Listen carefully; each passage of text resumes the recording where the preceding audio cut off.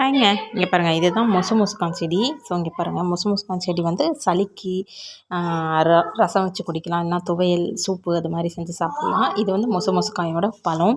இதுக்குள்ளே பார்த்திங்கன்னா குட்டி குட்டியாக சீட்ஸும் இருக்கும். ஸோ அந்த சீட்ஸ் வந்து நம்ம முளைக்க போட்டு நம்ம செடி வந்து வளரவும் வச்சுக்கலாம். இது வந்து எப்படின்னா, ரொம்ப கோல்டாக இருக்கிறது தூதுவளை மாதிரியே தான்.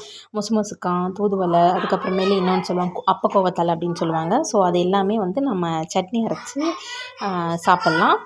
அப்படி இல்லை அப்படிங்கிற பட்சத்தில் நம்ம சூப்பாக ரெடி பண்ணி சாப்பிட்லாம். ரசமாக வச்சு குழந்தைங்களுக்கு கொடுக்கலாம். ரொம்ப ஜுரமாக இருக்கிற நேரத்துலையும், அப்புறம் ரொம்ப கோல்டாக இருக்கிற நேரத்துலையும். ஸோ இந்த மாதிரி இயற்கை மூலிகைகளை வச்சு சின்ன சின்னதாக குழந்தைங்களுக்கு ரெடி பண்ணி நம்மளும் சாப்பிட்லாம் தாராளமாக. அதெல்லாம் சாப்பிடும்போது நம்ம ஹெல்த்துக்கு ரொம்பவே எப்படி சொல்கிறது, சத்தாக இருக்கும். உங்களுக்கு இது மாதிரி தூதுவளையோட விதைகளோ இல்லை இலைகளோ அந்த மாதிரி வேணும் அப்படின்னா, இதை வந்து செடியாக நம்ம பிளான்ட்டாக கொடுக்க முடியாது, சீக்கிரமாக வாடிடும். ஸோ நம்ம விதைகளாக இல்லை இலைகளாக நம்ம கொடுக்க முடியும். ஏன்னா ஒரு நாள்லேயே டெலிவரி பண்ணிவிடுவாங்க. அதனால தான் சொல்கிறேன். உங்களுக்கு இல்லை, எனக்கு இது மாதிரி கோல்டு பிரச்சனை இருக்குது, எனக்கு இது மாதிரி தலை வேணும், நீங்கள் சென்ட் பண்ணி விடுங்க அப்படின்னு சொல்லி நீங்கள் என்னோடய வாட்ஸ்அப் நம்பருக்கு நீங்கள் சென்ட் பண்ணிங்க அப்படின்னா, நான் உங்களுக்கு வந்து இந்த தலையை பறித்து விதைகளையும் நான் சென்ட் பண்ணி கொடுப்பேன். பாய்.